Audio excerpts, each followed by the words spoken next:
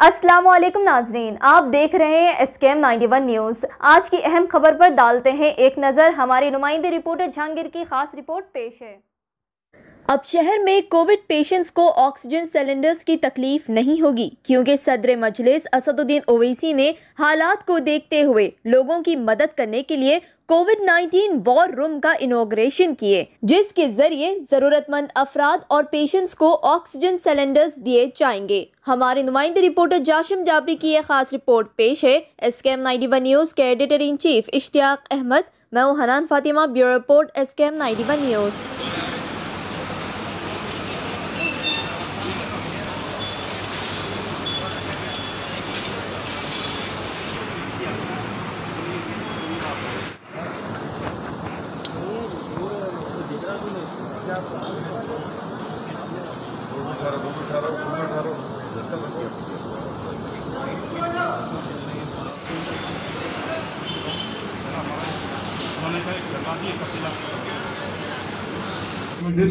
Remdesivir पर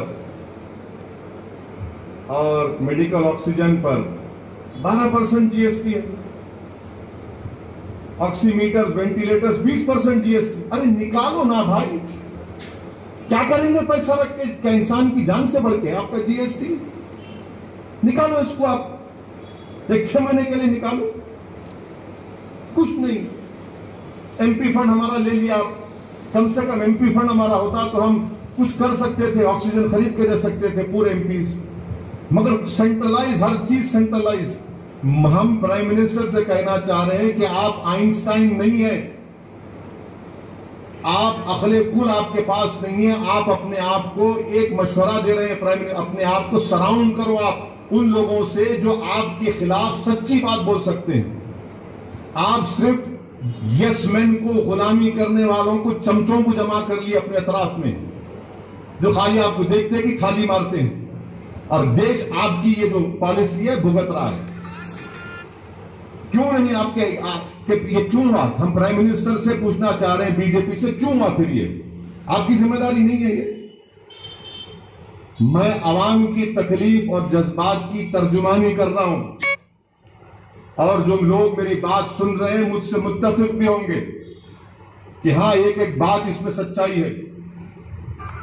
ये हालात हैं, और मैं आवाम से अपील कर रहा हूं कि आप मायूस मत होइए। यकीनन ये बहुत मुश्किल वक्त है, और हम तमाम मुल्क के लोगों को एक होकर सबकी मदद करना पड़ेगा।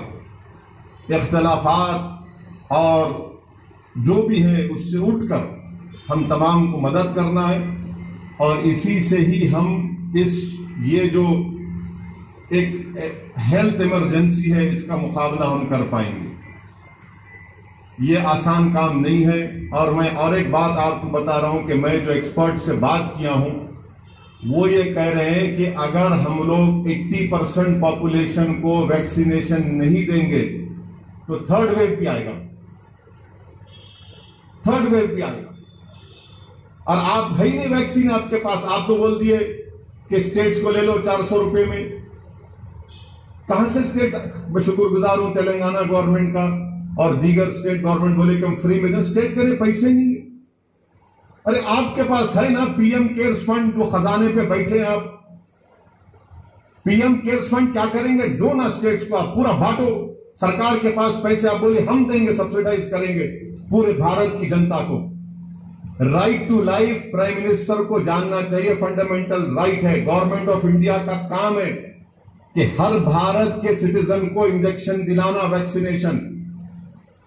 आप खरीदते खरीद के बाकी तुम खरीद लो, क्यों खरीदेंगे?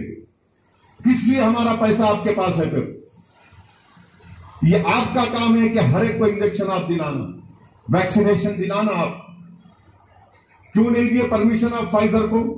दिसंबर में फाइजर आया, आप नहीं दिए, बहाने बना दिए, चले गया। आप बुला रहे फाइजर को तो फाइजर बोल रहा है मुझे इंडेमनिटी दे दो। आप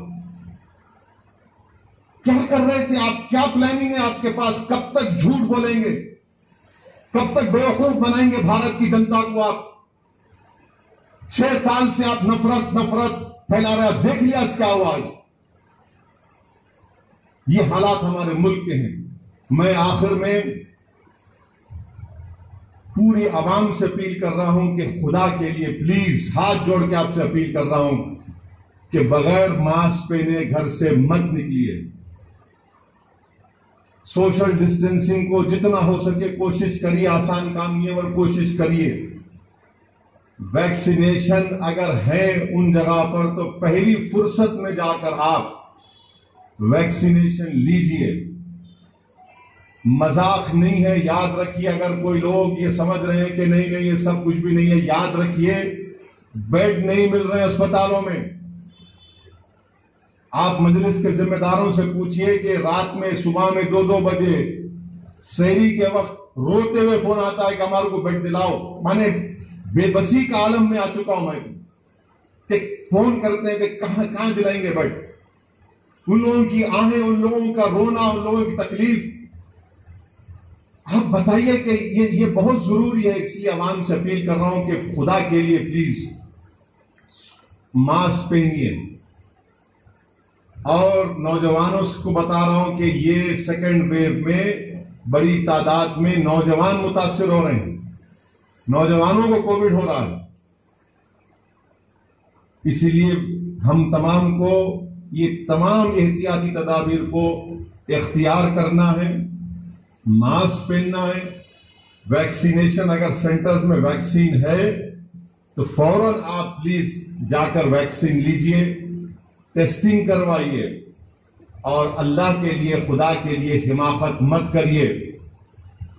ये कोरोना आपका इनविजिबल दुश्मन है जिसको आप देख नहीं सकते। अगर कोई ये समझ रहा है कि नहीं काली नजला बुखार है, खांसी है, मेरे को कुछ नहीं होता, मैंने नहीं, आपको बर्बाद कर दे रहा अंदर जाके उन्हें। जो लोग आईसीयू से निकल के भी आते 15-20 दिन, एक महीना उनको ऑक्सीजन लेना पड़ता उनको रिकवरी के बाद भी, क्योंकि ये सरकार, मरकजी सरकार अब कुछ नहीं कर सकती। इनके हाथ से निकल गया ये। इनके पास कोई डायरेक्शन नहीं है, इनका कोई कंट्रोल नहीं है, कोई ट्रांसपेरेंसी नहीं है। कल मन की बात में एक मर्तबा प्राइम मिनिस्टर ऑक्सीजन के बारे में बात करें, सिर्फ एक मर्तबा। बिल्कुल छोटी सी कोशिश है। मैं कोई बड़े दावा नहीं कर रहा हूं, आप भी जानते हैं, मैं भी जानता हूं कि ये बहुत बड़ा चैलेंज है हमारे लिए, मगर हमको मिलकर ताउन करना है। और मैं साथ ही साथ हमारे पुलिस के भी जो लोग फ्रंट लाइन वॉरियर्स हैं वो भी बड़ी मेहनत कर रहे हैं और मैं उनका भी शुक्रिया अदा करता हूं। बहरहाल ये कोशिश है मजलिस चैरिटी एजुकेशन ट्रस्ट से। कॉन्सेंट्रेटर ही नहीं है, कहाँ नहीं है ना, कहीं नहीं है मार्केट में। ऑक्सीजन कॉन्सेंट्रेटर मिल ही नहीं रहा, कहीं भी नहीं है। अब यूके भी जा रहा ऑक्सीजन कॉन्सेंट्रेटर। आत्मनिर्भर भारत है ये। क्या ऊंचाई पे पहुंचा दिए मोदी जी आपके, ऑक्सीजन ही नहीं मिल रहा है भारत को। ऑक्सीजन कॉन्सेंट्रेटर दस्तयाब नहीं है, गरीब परेशान है। ये बहुत गलत हो रहा है, बहुत गलत हो रहा है। ये कोई सियासी बात नहीं कह रहा हूं मैं आपको। मैं बता नहीं सकता कि किस हाल से अवाम गुजर रहे, कहां से हमको लोग उम्मीद से फोन करते, हम थोड़ा बहुत कर सकते, बस तो बिल्कुल ही परेशान है। और हम मीडिया से भी रिक्वेस्ट कर रहे, वो मीडिया जो भारत के वजीर आजम की चमचागिरी, गुलामी करते करते थकते नहीं है, अरे अब तो उठो। क्या आप नहीं देख रहे हैं कि आपके घरों में आपके रिश्तेदार, आपके दोस्त, सहाफी मर रहे हैं? सच्चाई दिखाओ खुदा के लिए, वरना याद रखो ये कोविड तुम्हारे को ही पहुंचेगा। जब तुमको पहुंचेगा तुमको अंदाजा होगा कि तकलीफ क्या होती है। ये गुलामी और बायसनेस छोड़ो, आप दिखाओ उन गरीबों की तकलीफ को, खुलकर दिखाओ। आपका काम है, आप जर्नलिस्ट हैं, तनकीद करो। कौन रोकता है तनकीद करने आपको? मगर कुछ भी नहीं। एक साल पहले तबलीगी जमात ऐसा बना दिए थे। अब कहां गया आपका वो तमाम जोश और जज्बा, वलवला? कुछ नहीं। रात के 9 बजते के आके दूल्हे भाई बैठ जाते टीवी के ऊपर और पूरे के पूरे, ओ ये हो रहा, असदुद्दीन अवैसी, वो फुला। अरे अब दिखाओ भाई, बताओ। रात में रोग फोन करते, रेमडेसिविर दिलाओ, टॉसिलिमेब दिलाओ, कहां से मिलेगा? ये आत्मनिर्भर भारत है।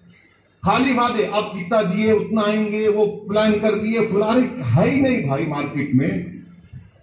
अगर ये सब मिल रहा तो लोग क्यों फिर रहे? फिर अपने अपनों को खुशियां बांटिए, मोहम्मदिया मंदी हाउस पर चले आइए। मंदी खाइए और दोस्तों को खिलाइए।